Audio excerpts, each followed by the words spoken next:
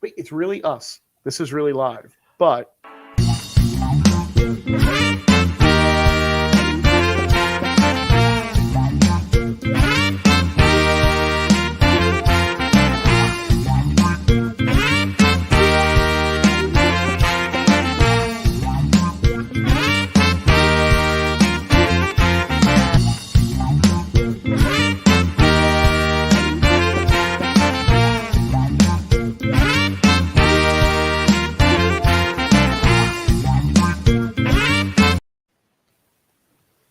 Hey, hey, Frank, guess what? what? You found the geek spot again. I found the geek spot. Dylan found the geek spot. Stream Elements found the geek spot. You can't see that. Never I can't. mind. No, it's Stream Elements is telling everyone that we are live. They do. It's nice. Well, It that's is for nice. Twitch. They tell everyone on Twitch. That's good. It is for Twitch. It is. It is. Yeah. Twitch likes to tell people. It is super good to be back. Bringing in the end of January. Bringing in the end of January, a week late on a year since we started this version of the show. Yeah. Last week was our year birthday. Oh, look at that. That we skipped. That's why we skipped, because it was our birthday and we were celebrating, right? Yeah, that's a good story. Yes. Hi to Dylan and everybody else that's going to pop in and watch. How was your snowpocalypse? Your It was not bad. I mean, Friday I was out at a gig. I was at the Crossroads Tavern. I'll be there again this Friday. Ooh. On Percy. Awesome place. Hi, Mom. Hi. I was out there. Nothing too bad with the weather. Nice little drive home through the snow. Saturday, I got my snowblower to work finally. Nice. It's been sitting in my garage for a long time, and I got it repaired during the off season, if you will, and it worked this time, so that was great. In the off season, and then made the kids do whatever I missed. Nice. That's found some time, watched some stuff, watched a lot of football, watched some shows, watched a movie that I meant to watch. I watched a movie. Did you? I watched Nobody, which was fantastic with Bob Odenkirk. You did. You texted me that, and it's on my actual list that I actually will watch. It's like an old man John Wick.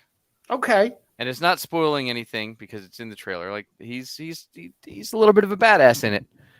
Not in his normal life the whole time, but and Christopher Lloyd plays his dad. That's a good casting. Yeah, and he's fantastic. Do you know that Bob Odenkirk almost had the role of Michael Scott in The Office? I didn't. He would have been great. Yeah.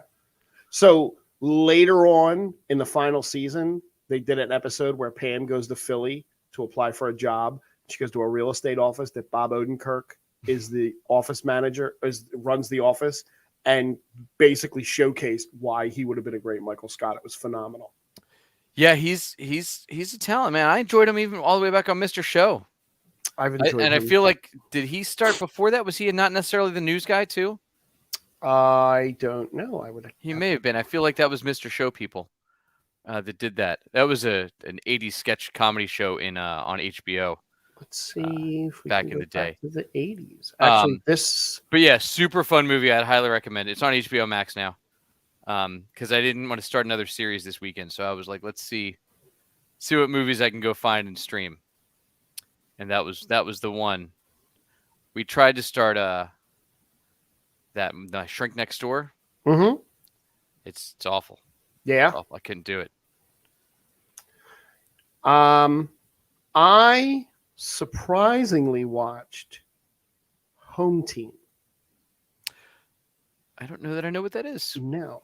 So I jumped on Netflix and I was going to watch an episode of the Ozarks. I am slow burning the Ozarks. Oh, I did Okay, not. so I'm not going to binge all of that at once. I can't binge all of that at once.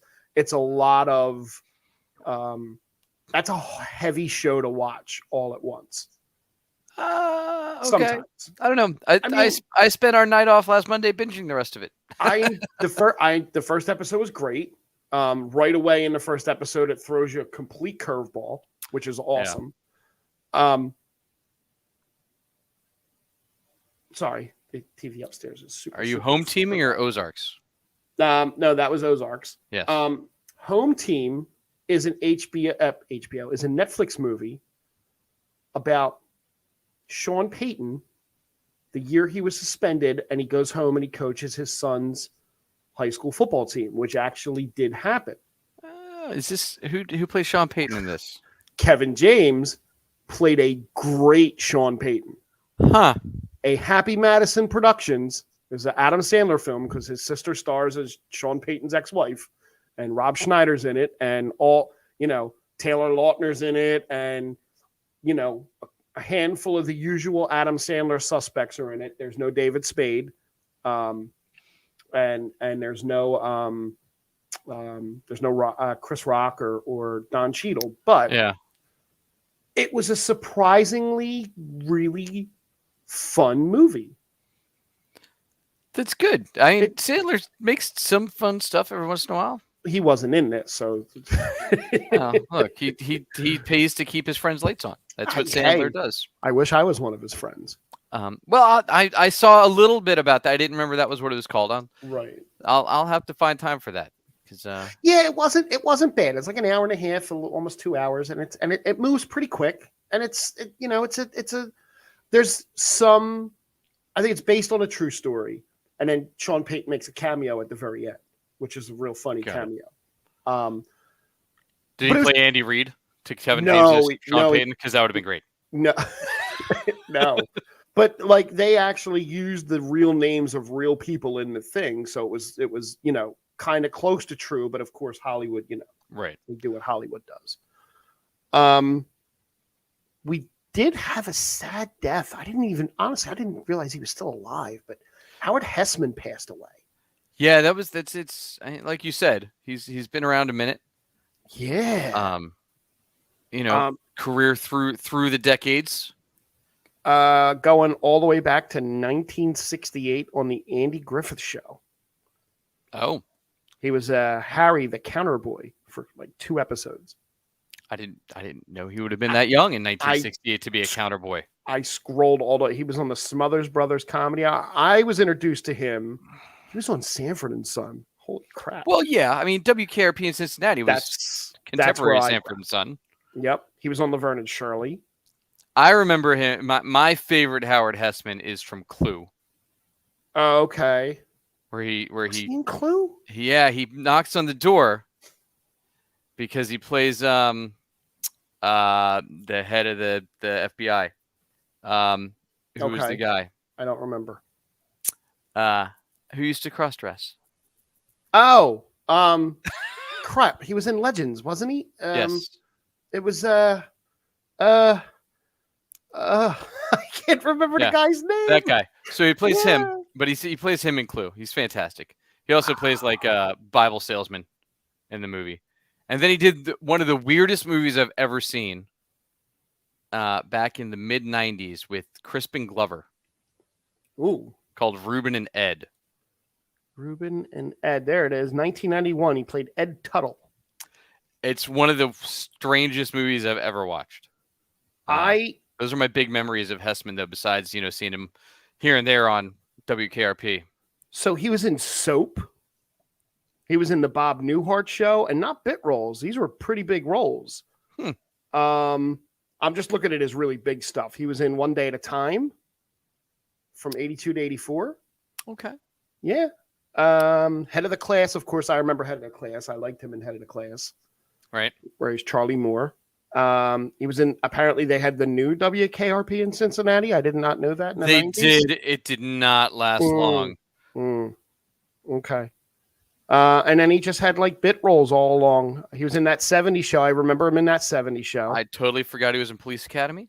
I totally forgot he was in Police Academy also. Boston Legal he was in. Yeah, he guested in a lot of stuff. Yeah, he did. Bit roles. I mean, he made most of his money, I would assume, from WKRP and a lot more from Head of the Class. Oh, yeah. See, Dylan finished Archive 81 this weekend. James Wan did it. I debated starting that, and like I said, I've watched so many series lately including having binged Ozark a week ago, and I had to take a break. It's Archive 81 is definitely on my list, though. I will give a spoiler-free review of Ozark, though. Oh, go ahead. So, how many episodes are you in? 1. Okay. 2. So 1 took a long time. It felt like the longest episode ever. By the time you hit episode 3 going into 4, they just fly by. Oh, okay. You can't believe that they're done. Good. Because the story moves so fast, and there's so much going on in the show. Well, they only have what? They have 7 more after this later. Yeah, but they burn through some rubber. Oh, good. On this first half of the season, like you're in a very different place by the end than you were at the beginning. Oh, is there another cameo by REO Speedwagon by chance? No. Darn it. Not yet. Okay. Not yet. We'll Still see. Chance. So that would be. I did think that it's fantastic. Good. And there's nobody really there's a couple brand new characters that you see introduced who are great, and they're there for you to feel exactly the way you feel about them. Okay. And I highly recommend it, and I'm excited. I don't like what Netflix is starting to do now, where they say, "Hey, we finished this, but we're only going to give you half of it." J. Edgar Hoover. That's the one. Thank you. But yeah, I don't like this new splitting things in half when they're done. No. But it's super enjoyable, and I'm gonna have to watch the whole thing when it's done. It's the nice part with it, and this is counter to a show we were talking about. I don't know if we were on the show talking about it or we just discussed it the other week. Where even though it's been a year and something since I saw the last episode, I remember everything that's going on. Gotcha. It's not like there was, I forget what show it was, like a week or two. Oh, it was I can't remember what it was, but it was one of those where it was I watched the last Bond movie. That's right. And I can't remember what happened in any of the other Bond movies. But I remember everything in Ozark's well enough to go, oh, that's a callback to this is playing off this. Right. Oh, this was set up here. Like I remember Casino Royale was in a casino. Some of it.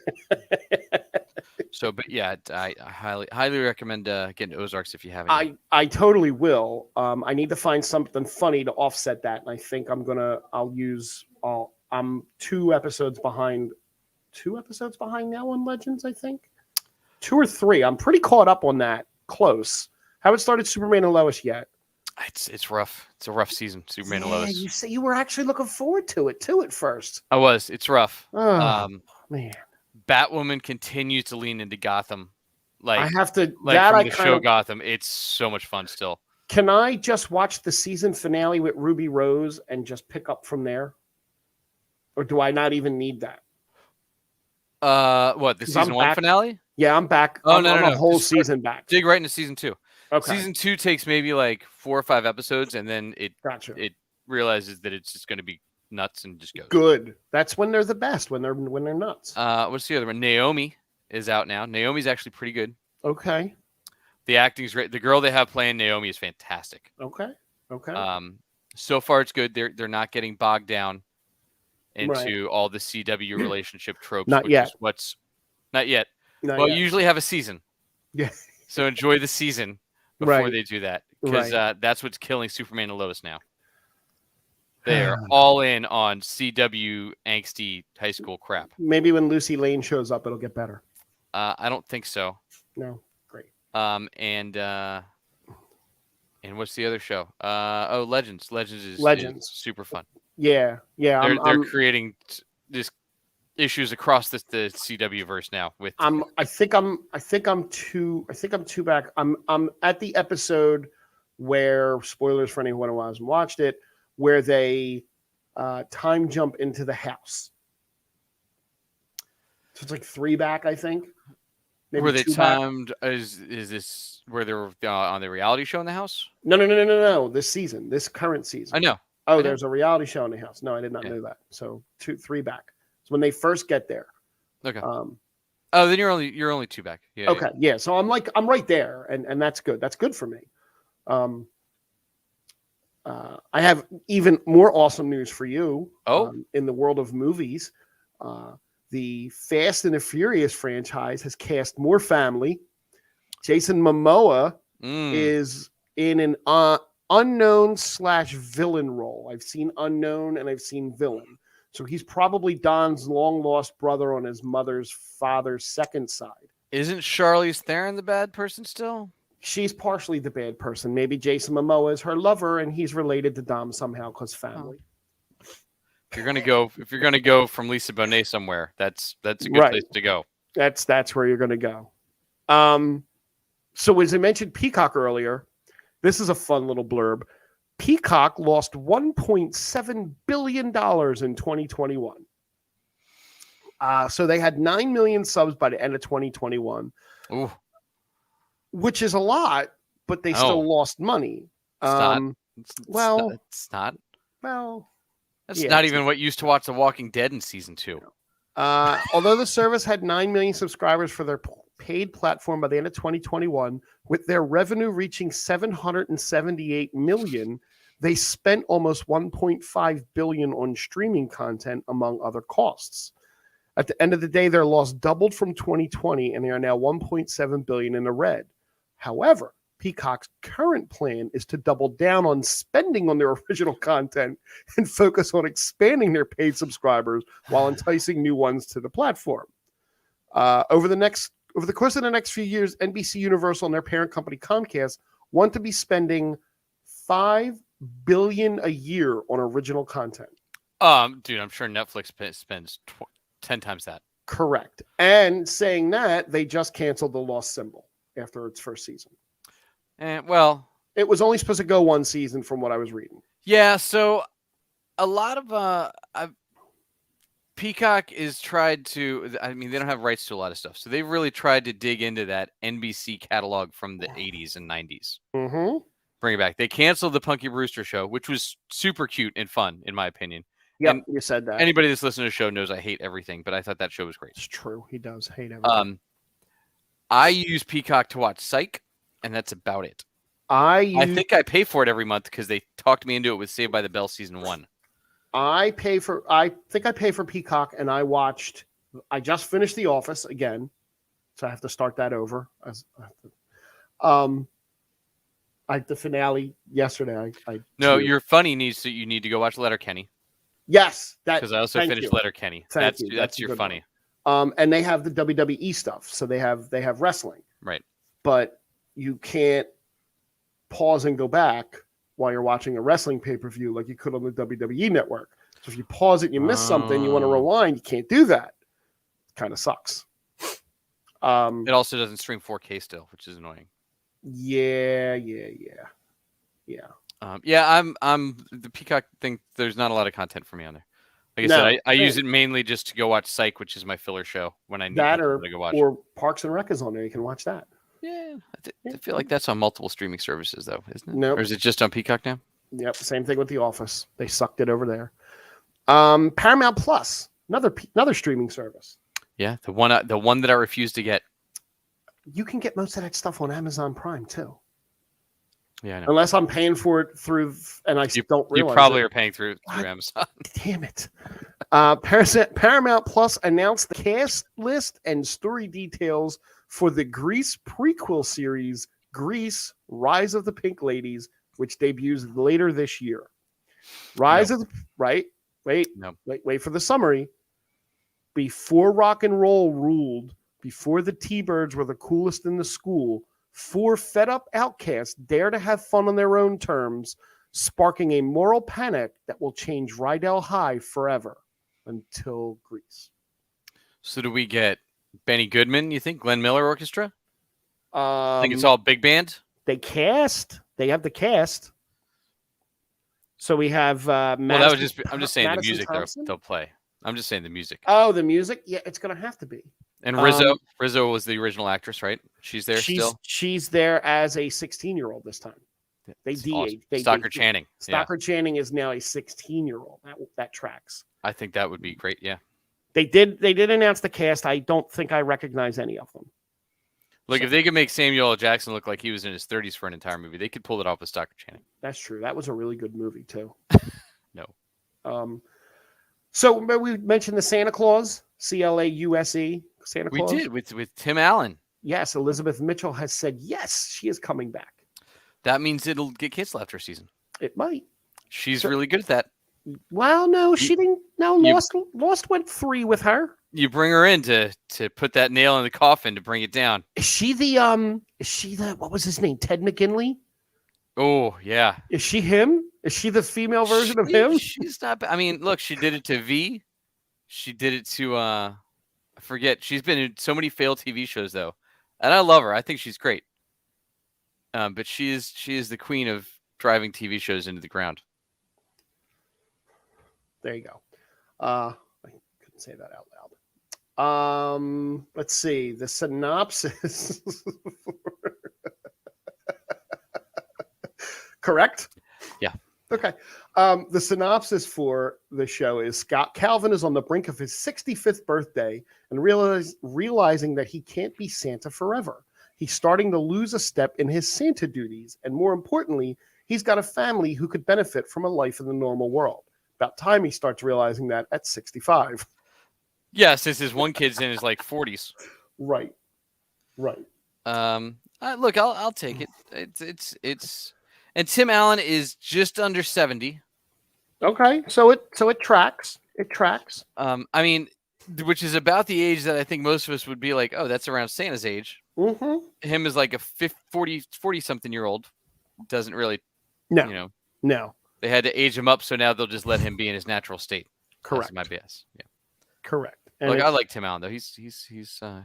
don't have no problems with Tim Allen. I even watched Last Man Standing when it was on. I didn't watch that, but I'm a fan of Tim Allen's. Yeah. In the video game world today, so I'm going to talk about Halo in a second. There was some stuff today. There's a huge sale today. Sony bought Bungie for $3.6 billion, which is not a lot of money. Bungie is the current, they make Destiny, hence my picture back there. They originally made Halo back in the day.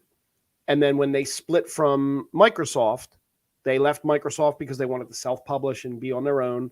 But Microsoft kept Halo and created 343 Studios to do Halo. That's why I was confused by this whole thing. Yes. And then what Bungie did was they wanted to self-publish, couldn't really self-publish, so let Activision buy them.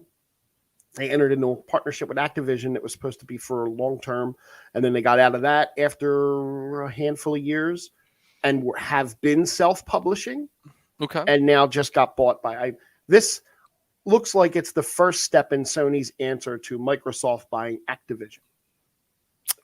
Blizzard. That's how I read this. Yes. And the worry for the people like me that play Destiny is the same worry that the people when Microsoft bought Activision is Call of Duty going to be an Xbox exclusive? In 3 years it will be. I think part of the deal that Microsoft has with Bungie or Microsoft has with Activision was they would release Call of Duty for the next 3 years across all consoles.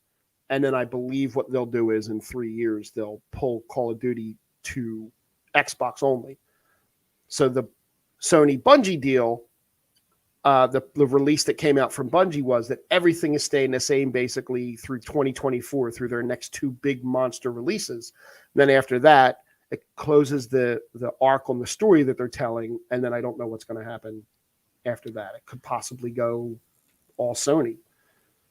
Got it. Right. Which I was like, oh, well. Mm-hmm. But Sony got that Spider-Man money now, so they're starting to throw it around a little bit. They do.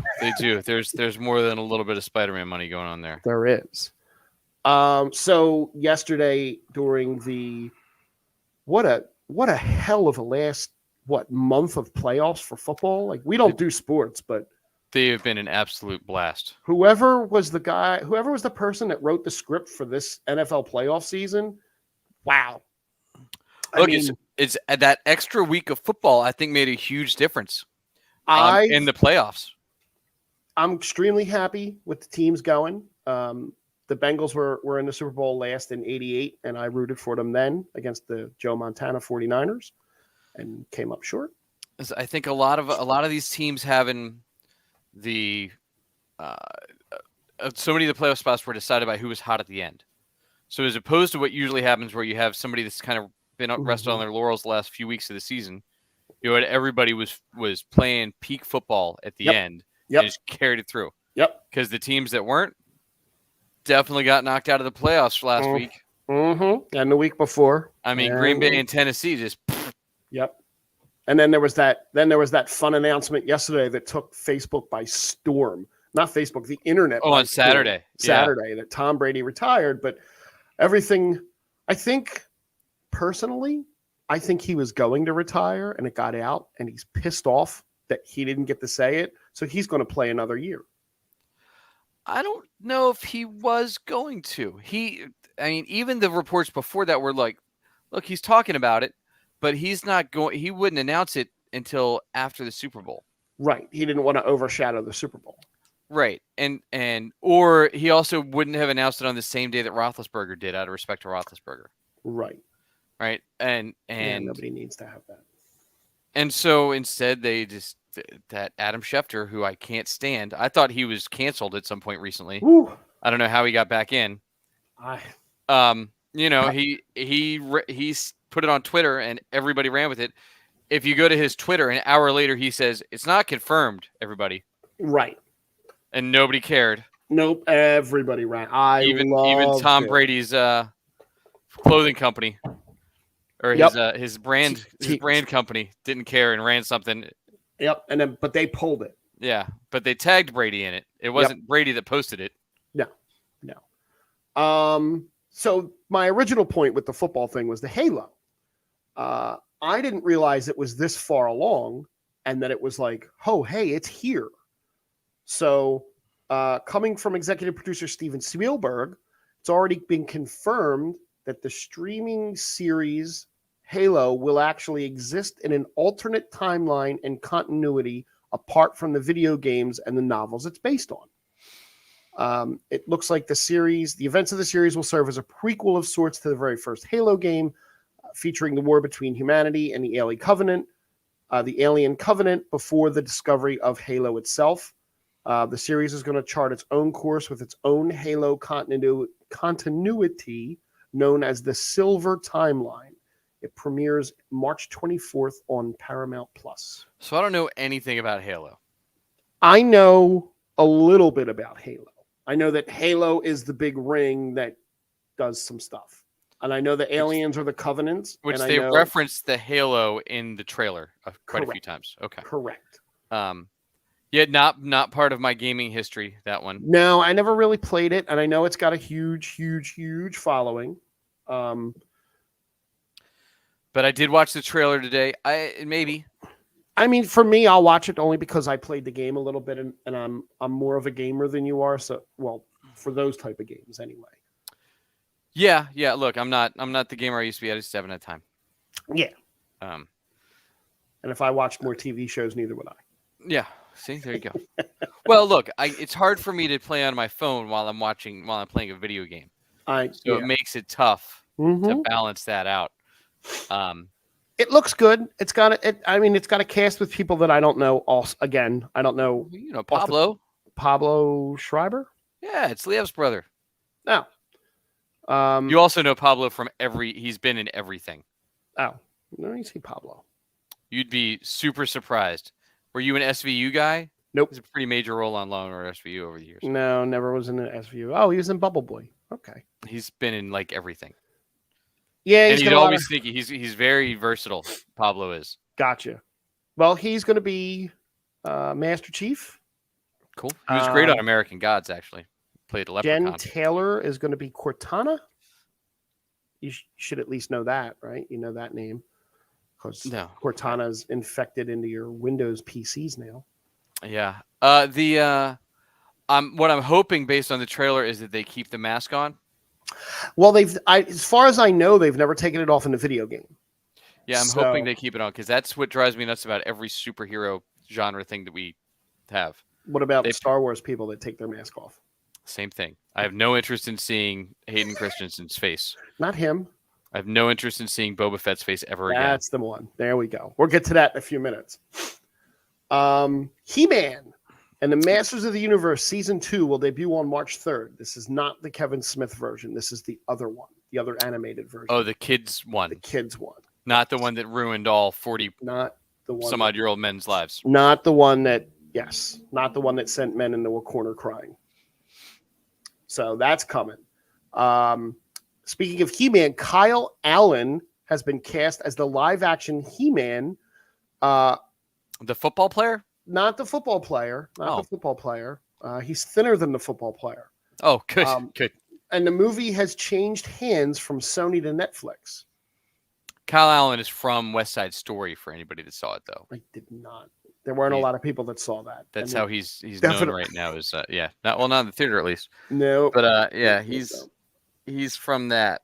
I have no idea who he is. Actually, I don't either. But he definitely needs to hit the gym. He looks more like a She-Ra toy. Maybe give Chris Hemsworth a phone call. Yeah, or Dwayne, I don't know. Maybe Dwayne will help. I don't know how what their plan is for that. Big, now they have started big rubber suit. Well, so the last few things they've done, and they did that remake in the 2000s, the reboot, where Superman was much thinner, or not Superman, He-Man was much thinner, in a very different build. Maybe they can just CGI muscles on him. They might have to. Yeah. Maybe they'll do a Shazam suit. Yeah, but Zachary Levi really worked out, and he'll just sparkle. Oh, we don't need it. That's all we need is a sparkly He-Man. That would be I feel like that's everything. I feel like that's next. Kevin Smith. We're big fans. He played Seth Payton. No. Sean Payton. No, the other Kevin Smith. Oh, that was Kevin James. He gave an update on the status of Clerks 3, saying it's close to completion, with just a few more steps left in post-production. Clerks 3 will be in black and white and color, and it will be set primarily at the Quick Stop following Randall, who wants to make a movie with Dante after surviving a heart attack. That'll come out later this year. Marion, say her name for me so I don't mess it up, comes back. Dante's girlfriend from Clerks. Yep. Her. Gigliotti. That sounds great. Okay. Yeah, speaking of Kevin Smith, though, besides that, so we've started getting some names for Fan Expo, formerly Wizard World. Oh. Coming through Philly in April, which we're trying to figure out going to, or trying to get something going for Geek Spot News at. Definitely going. We got Ming-Na Wen that's coming through. Kevin Smith, along with Jay Muse and Dante himself, Randall himself, and the other dude from Clerks 2 who also was in Elias? Yes, there you go. Okay. They're all slated to come to Philly.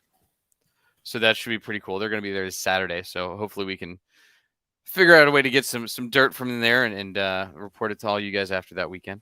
Yeah, that'd be nice. I really would love to get. Well, I mean, I want to go. I'm going to go regardless. Trevor Furman. There you go. Trevor Furman. All right, now I'm off script. That was all I scripted. I had a really rough work day today. No, that's okay. We'll jump to Marvel because there's really not a lot of Marvel spoilers now. We'll save the. No, there's nothing. There's nothing new Marvel even till the end of March. Hey, speaking of Marvel, what did you think of the Moon Knight trailer? The Moon Knight trailer was pretty damn good. I mean, it even made you like Oscar Isaac for 5 minutes. It did. It did. It looks. I don't really know well a done. ton about Moon Knight.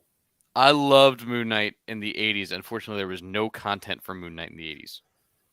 So, like, when I was reading comics, he was not used much. Am I correct in something I heard where he's like the Marvel version of Batman in a way, but he's way more brutal? No. Okay. Yeah, that he's called that a lot. Right. But I mean, he's the Fist of Khonshu, who is the Egyptian god of the moon. Gotcha. So he does have some powers, but he also suffers from multiple personalities. So that's why it's Mark Spector's one. There was another one who has this Stevie that's in the trailer. There's 3 or 4 other ones that he goes and cycles through. but you didn't know if he thought he was these people or if he was just playing different. Gotcha. Thought he was playing different roles, and then as they delved into it over the years and got warmer into it, it became a very psychological, like, this guy is just crazy, and how do you deal with it, and has like serious issues, but also happens to be the fist of Khonshu and powered by an Egyptian god. But he had money. He had like the moon ship in the 70s. He was the 70s answer to Batman, Guys, where he had like he would throw stuff shaped like moons instead of batarangs. A moonerang. And he was in all white with the cowl, and so that's where that came from. But super cool character. Does he throw moonerangs? Yes. That's awesome. My hope is that the everything we've seen in the preview is like the first episode and a half, because they've actually been really good at doing that. Yeah. Dylan's right. Ethan Hawke really does look weird with long hair. He does. He definitely does. But I think he's trying to, because this Ethan Hawke was cast in this like a week after he disparaged Marvel and all of the comic book style movies is garbage. Yeah. And then they said, "Here's a script." He said, "Oh, you mean these are actually good?" Oh, well, yeah, I'll do that. I never watched one. I didn't know. Yeah, no, I'm excited for it. I think, like I said, I think they've hit on basically everything they've done. Marvel has so far. Yeah, it's a long lull though. It is. Like, it's a lot of downtime between 3 months from the end of Hawkeye until that premieres, and then we are only 5 weeks out to Doctor Strange. So I'm wondering if it'll dovetail into Doctor Strange. Possibly. It looks like they're leaning into the mystic side of things with it. So you had Marvel news though. What else did we have from Marvel? Here we go. And you don't. Oh, you do. Oh, I do. I'm going to share a picture. So the script from Spider-Man: No Way Home is out online. If you haven't seen it at this point, I'm really sorry, but spoilers are abound. And according to the script, let's share this screen that I have here that shows this piece of the script. Can you see that? Yeah. So this is the end of the movie where Peter comes and after the spell's cast and everybody forgets who he is. Peter goes into the coffee shop and MJ has a flicker of deja vu on her face. And then as Peter leaves, she watches him with a lingering sense of recognition. They left themselves a way out. Now that's not in the movie. You don't realize that. Thank God that's not in the movie. But it looks like they wrote in a backdoor for them to kind of get out of that little predicament. So one of the weirdest things for me with this Peter, right? Mm-hmm. How do we get Shutterbug camera guy Peter that works for the Daily Planet, or not the Daily Planet? She's the Daily Bugle. That would be what comes next, right? But how is this? I don't know. Like in modern day, how do they spin this? Well, the Daily Bugle is a blog now. It's not even a newspaper. It's a blog. Right. That's what I mean. So how do they spin this into that? That's going to be some interesting storytelling, right? I did also read something that his costume design at the end of the movie is actually based from him off of the other two Spider-Man costumes that he saw. And that's nice. But like Ned Leeds in the comics worked for the newspaper. He did. And yes. And Betty Brant, who plays a reporter. Which they've been giving you. Maybe right. he becomes. Maybe he becomes. Yeah. She was in love interest for like a minute of his. Yep. In a recent interview with the Q&A with Jeff Goldsmith podcast, No Way Home screenwriters McKenna and Summers said that as far as Tony Stark goes, that's a non-starter in Marvel. The quote is, "I think honestly that's a non-starter in the halls of Marvel, at least in our experience. They just don't really like constantly evoking Iron Man. I mean, obviously Tony cast such a large shadow even after Endgame, which we dealt with in Far From Home, but I think everyone felt like we can't just keep going back to the Tony well." I think that's good. If Marvel's putting a stop on people from going to that well, that's good. Like let that go. But now they're going all in on the multiverse, and they're going to exhaust us with that by the end of this year. And they're possibly going to give you some alternate Tony Stark now. Maybe. I don't buy that one.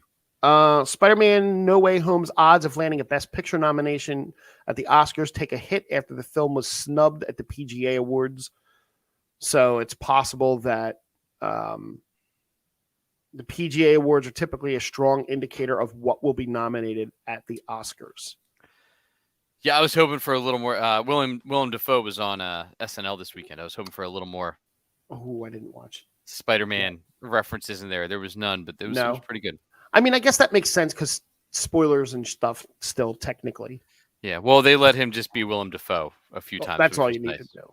Yeah. So I'm going to skip that Avengers Endgame list because that just looks silly. James Gunn. We're going to talk about him again in a couple minutes. But while he was talking to Deadline's Hero Nation podcast to discuss his Peacemaker series, Gunn said the third Guardians film will surprise fans, calling it big and dark. When pressed on what the future holds for the Guardians of the Galaxy franchise after Volume 3, Gunn said, "This is the end for us. This is the last time people will see this team of Guardians. I just want to be true to the characters, and I want to be true to the story, and I want to give people the wrap-up that they deserve for the story. So that is always a little bit scary." I don't think that's a surprise at all, though, right? No, I think he also is just going all in on DC now.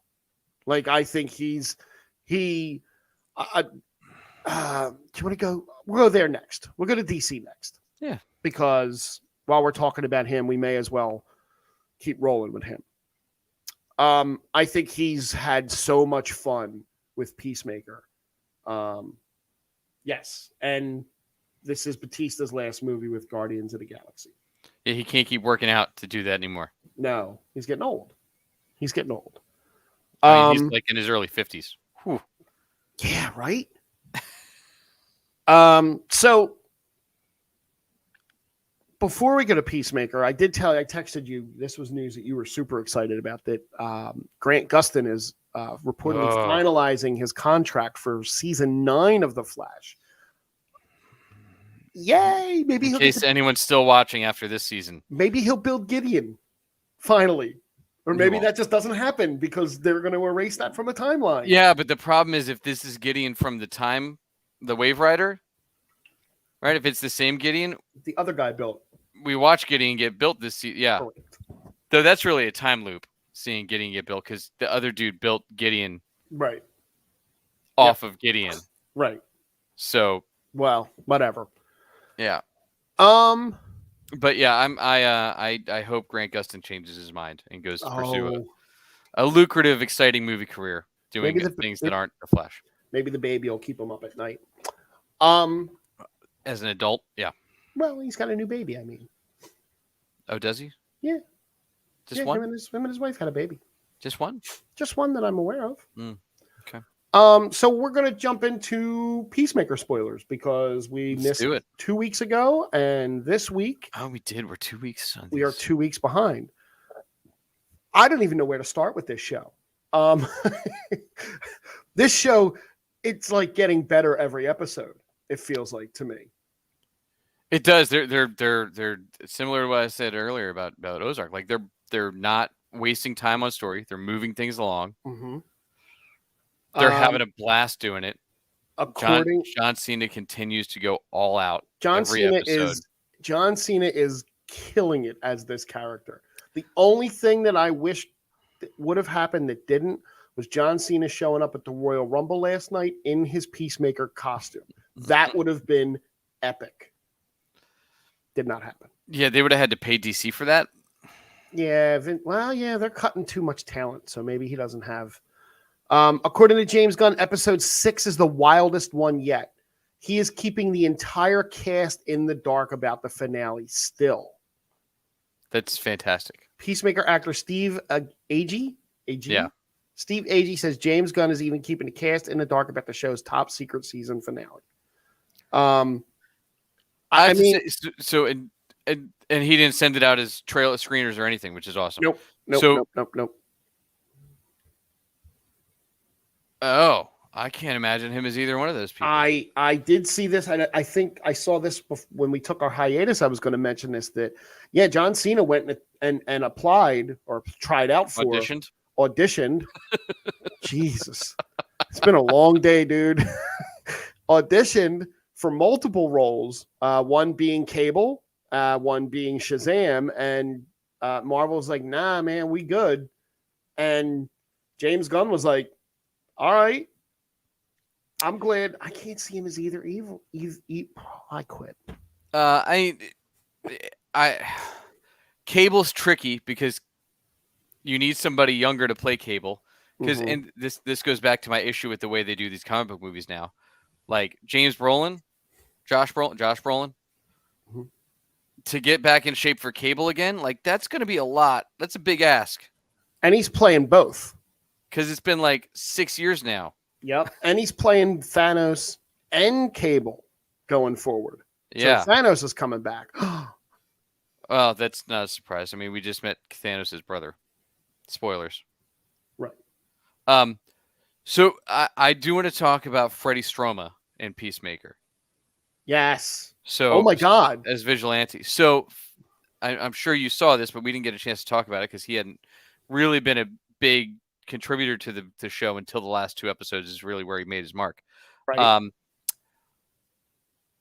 The first 5.5 episodes were shot before he was cast. Correct. So they had to reshoot every single scene that Vigilante is in for the first 5.5 episodes, all directed by James Gunn. Yeah.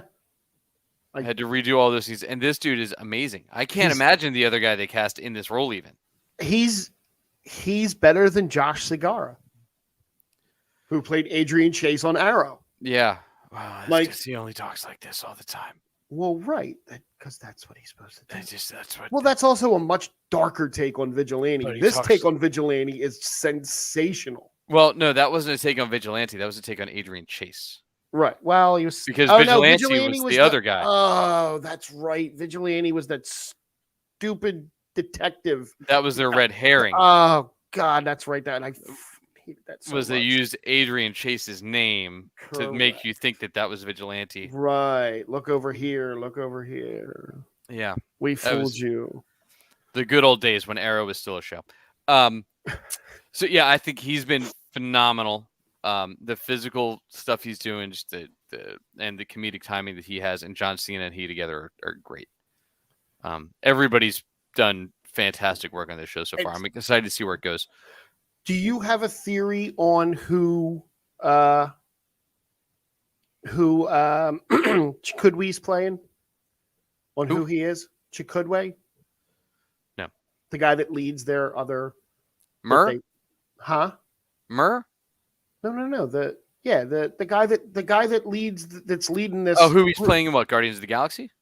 No, isn't he playing the same character in Peacemaker that he is in Guardians, or is that a completely different character? They're totally different characters. Okay, then never mind. I'll just be quiet and go back to work.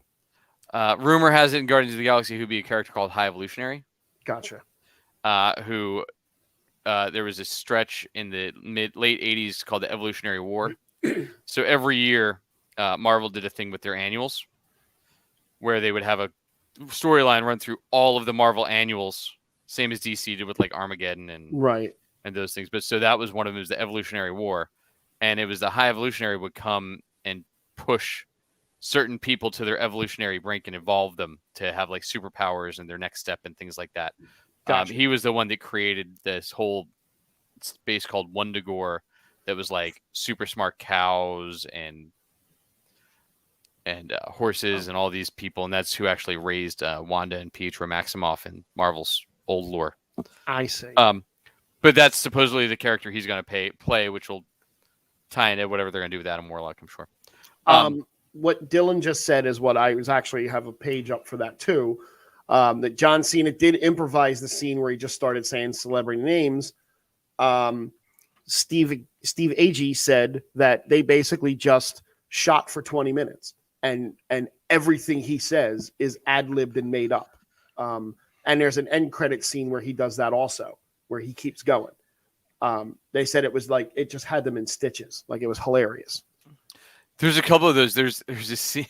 There's another one that surfaced online from the torture scene where John really? Cena is going back and forth with Judo Master, and neither one of them can keep it together.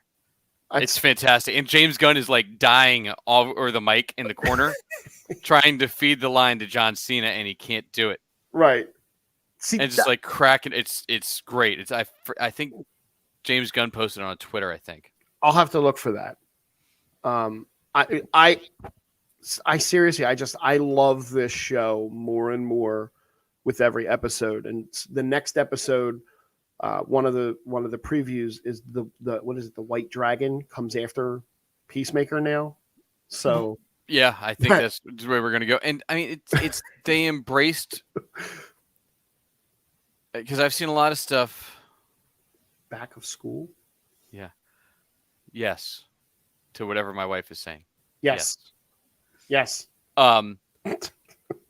So yeah, now I lost my train of thought. Oh, so I've seen a lot of people say things about this Peacemaker show with like, oh, this is a continuation of Zack Snyder's DCEU. I wholeheartedly disagree. Now I do. I think this is what DC could and should have always been. If you notice, there's not a lot of night fights in this show. It's a lot of daytime. Not a lot of slow-mo. Which is what I've always said the DC needs is daytime, because it's a brighter universe for the most part. Like, Superman fights getting filmed at night is not that's just wrong. It's not how you portray that character. Those should be daytime fights, even like space fights, like Christopher Reeve stuff. Even in space was bright. And you lost out on that. And I think Peacemaker's bringing that back with just that.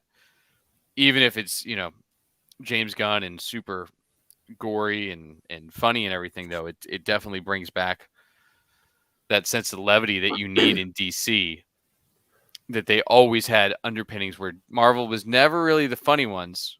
Right. They were clever, but they were never the funny ones. DC had a long stretch of Justice League books and things like that were straight up like comedies. And they leaned way too much into the dark and dreary. Snyder did, 100%. Snyder did. And a little bit too much slow motion. Yeah. And even Patty Jenkins got sucked into it in the second Wonder Woman. Oh, God. I still don't know what Cheetah looked like. I heard it was good. The costume was pretty good, I heard. So Diebeard was talking to Screen Rant about the season finale. And his quote is, James and Warner Brothers and HBO were all like, no, we want this to be viewed and huge. I remember when we were shooting one scene in particular, the last episode takes place mostly at night, and it was about 21 days of shooting at night. It was like 3:00 in the morning, and James was running around with so much energy, laughing, going, I can't believe they're letting me do this. I cannot believe they okayed this. Warner Brothers and HBO must be out of their mind. I can't believe I get to do this. He said, I've worked with James on 4 or 5 projects, and I've never seen him that excited and that giddy. It's going to be well worth the wait. That sounds amazing, whatever it's going to be. So we have 2 more weeks. Yeah. And Dylan, let's see, where you said the standard for DC shows. Agree with that. I think CW has a few shows that aren't bad, though. The ones that lean into the camp, like Legends and Batwoman finally started doing, are pretty good shows. They got too heavy into that Arrow. Oh, the Flash is good. No. No. That the shows that lost their lightness and got dark as they aged, like the Flash, that went from being this lighthearted comedy, hopeful show to just like, everything's the end of the world and everything's gonna blow up and it's all awful. And it lost all of the things that made the show great. It absolutely did. And the same thing, I'm concerned the same things happen to the Superman Lois. Legends continues to just be, let's see how crazy we can get every single week and do something fun. And even the characters I hated, like Behrad, I super enjoy that character now. Astra, all of them. Spooner. I'm all in on all of the characters that I was like, I don't need this. No, they've started to come into their own writing wise with those characters. And I didn't like Bayrod at first, and I definitely didn't like Spooner at first. And honestly, the other one, Stargirl, did the same thing. They went heavy into the dark side of things in the second season, and it suffered. So now we're going to go over to what was once my favorite character in Star Wars, and then just became a man that gets his ass kicked all the time. Funny enough, while I was sitting here working today, TNT, I caught the middle of New Hope on through Empire. Oh. Yeah, it was just on TNT, and I had it on as background noise while I was working today. Yeah. It was pretty cool. Boba Fett, the Book of Boba Fett. Yeah. Or not the Book of Boba Fett last episode. But we'll skip that episode and go back one more boring episode. Yeah, where we finally wrap up. Blink if you miss it, to the wrap up of the biker gang saga. Or did we? Well, I think we did, because they were blown up. They weren't the Pikes. They were different. They were blown up by Slave One. Or Fireball. Spray. Fire Sky. Fireball. Fire spray? Fire spray? Fireball? Yeah, yet another episode of like, still don't understand where the guy in The Mandalorian that was a badass came from. Because they still have not shown that side of him. No. On his own show, where it's like, oh, this guy is the most feared bounty hunter in the galaxy. He's not. No, he's been getting his ass kicked. And there's no.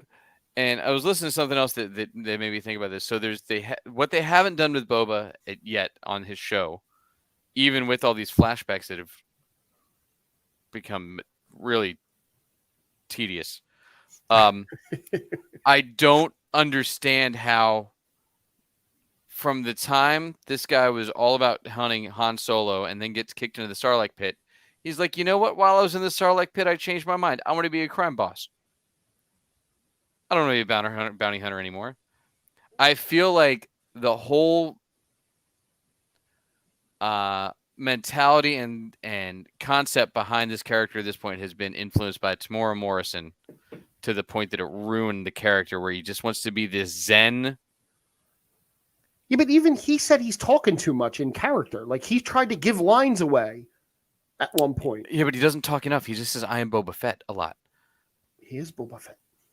But like Boba Fett, like I said, it's all the build out they did of the character in the cartoons, which is like Filoni knows those. Mm-hmm. You know, and like all that work, they've just like completely thrown out the window. And there's none of this backstory tells us a reason why he would decide that he wants to stay there of all the places he could stay, because he has no history there. Right. Other than being in the Sarlacc pit, which I would think, I don't want to see sand ever again. No, I would leave right away. Get in my whatever the hell the name. Pete said Fire Spray is the model of the ship. It's still Slave One. They're just afraid of saying it. Yeah. So that episode was a humdrum episode. It was like, oh, okay. Yeah, and then you get a little bit at the end where they're like, we're gonna need some muscle. I'm like, isn't Boba Fett supposed to be all the muscle? Right. And then they gave you the little teaser and the Mandalorian music, and everybody's like, oh, they'll probably go find Mando and ask him to kind of repay. Right. And then last episode comes on, and holy shit. It was the best episode of either show. It was the best episode of either show. It was callback to the first episode of The Mandalorian, which that show's very fond of doing. But it was in a sense it was the first episode it felt like of season 3 of The Mandalorian, as opposed to episode 5 of the Book of Boba Fett. Yeah, and usually on demand, and it was long. It was very long. It was the longest episode of any of them, which was awesome, because even on the short episodes of Mando, they still have a 10-minute let's build something scene, which during this was fine because there was another 40 minutes of episode. Right. So in this episode, they made a change to one of the characters' names. So in the season 1, Paz Vizsla, right? Okay. His name was spelled Vizla. That's how he was credited in season 1. In this episode, they changed his backstory by changing the spelling of his name to Vizsla and tied him back to that Mandalorian Jedi. Which really makes a lot of sense and gives a whole bunch of depth to this side character. Right. And like that's the beauty of these two guys creating this show, is they're so reaching into the lore. I'm also pretty stoked that the armorer survived, because we didn't know. No, we didn't know who survived, but it looks like it's only the two of them. From the fight scene at the end of episode, well, and we got to find out what the Night of 1,000 Tears actually was. Yes, so they referenced it a lot, but I was like, I don't. When did this happen? And they're like, oh, what an amazing shot that was! Yeah. All those TIE fighters, oh man! And then you understand what, like, now if you're the ruler of Mandalore, you're the ruler of like 30 people, right? So, according to this, this Boba Fett episode fixed 3 big Mandalorian lore problems. One of them being Mandalore fell because Bo-Katan violated the Darksaber rules. Right. So, the Darksaber is supposed to be won in combat. Sabine gave it to her, which is why they let the Night of him walk 1,000 away with Tears it. happened, and the Empire was able to take over. Correct. The Mandalorian creed of "This is the way" is the opposite of the Jedi code. Okay, I guess. Sure. Din reveals 2-5. Yeah. So he fought Paz Vizsla with the Darksaber, and I like how they leaned into the Rebels stuff with the Darksaber where it was too heavy. Mm-hmm. I really love that whole thing. I loved in the beginning where he cut himself with it. I was like, holy shit, that's awesome. Well, that makes sense, right? Because like Jedis are a little in tune with the Force, that they don't stab themselves with a lightsaber. Correct. But they're not like is somebody that may has done a reenactment or two in their lives. Not me. You need to make sure things are weighted right? Yep. And lightsabers are not built to be weighted correctly for any kind of use. No. And this one's got a Beskar hilt too. There's Beskar in the hilt. That whole fight scene was cool. Paz Vizsla used that little glowy shield on his arm the way Sabine did in Rebels. Mm-hmm. Haven't seen that in live action yet. That was cool. Yeah, there was so many nice throwbacks and ties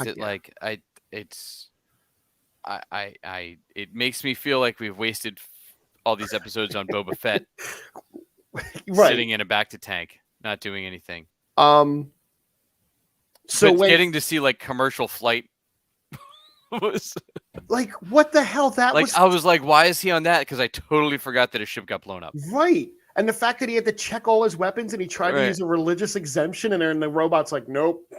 Yeah. Like that was awesome. And then you have a problem with, and a lot of other people seem to have a problem with his new ship. Yeah, well, look, he's a bounty hunter, right? Yep. So, I mean, his old ship had carbonite built in. Yep. This one doesn't even have room to put like somebody's arm. Nope. You could put him in the baby seat. Maybe, but like it's not a good bounty hunter ship. It's a cool ship, but it's not a good bounty hunter ship. There are a lot of callbacks to Phantom Menace in this episode too. And before, and New Hope. And New Hope, yeah. The Beggar's Canyon. He ran the way he flew. It was the exact same course that the pod racers went around. And I've seen actually, is this Anakin's pod racer? That they haven't said. I did text you that cryo whatever pole he had them go find was the same pole supposedly from the Death Star. Dylan asked if Luke's going to train Din. There are rumors that Luke Skywalker will appear in this series before the end. I thought Han was appearing in this series, was the big rumor. Maybe. The last one I saw was Luke Skywalker rumored to appear in episode 6. I mean, look, Ming-Na Wen did say that the last episode will make you want to go back and rewatch the whole series. She did.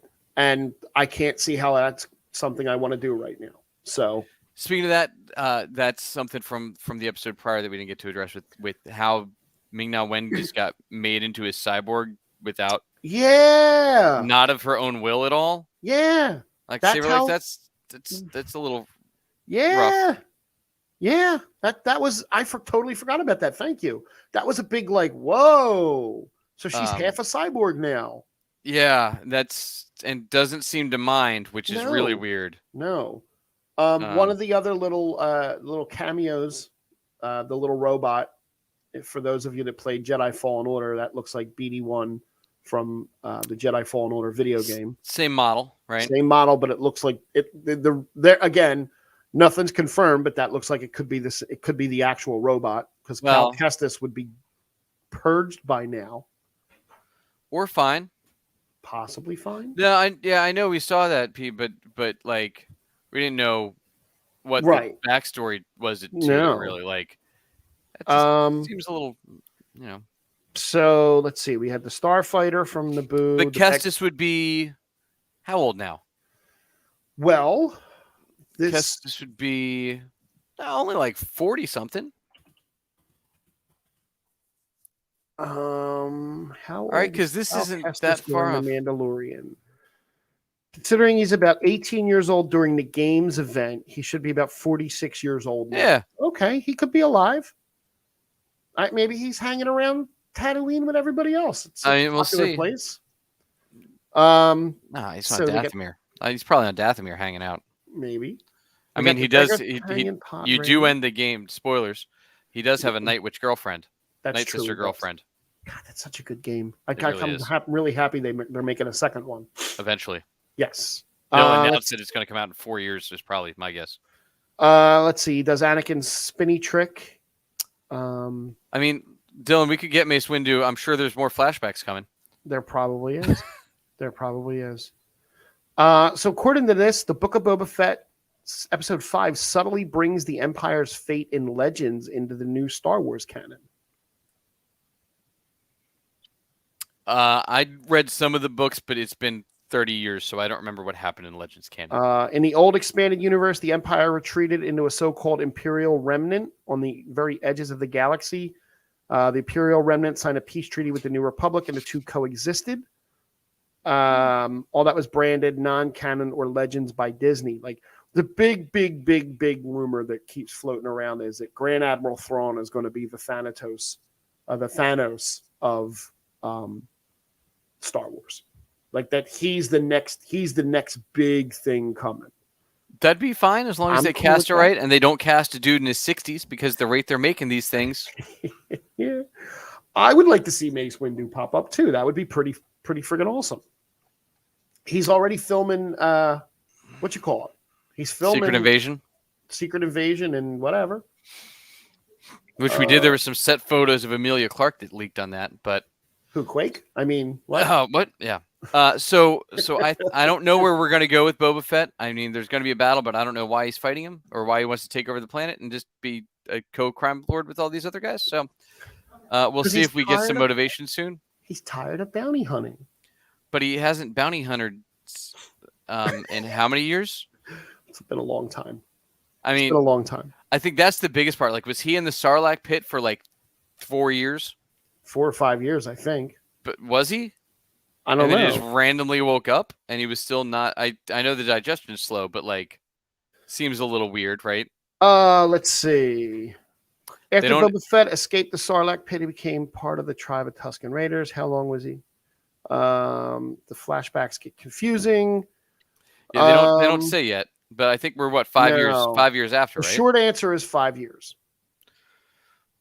Right. So we don't know where the 5 years fall in this Boba Fett storyline. Correct. So according to this, and he was like played as a good guy from the first episode when he's trying to break the chains to help the other guy escape. All of this roughly happens in 9 ABY. I forget Star Wars time. Yeah. So look, Windu's alive according to Lucas. Did I miss that?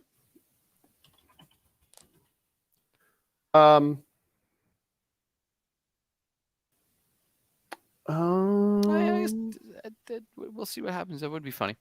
Samuel Jackson and George Lucas think Mace Windu is alive. Well, George Lucas is senile.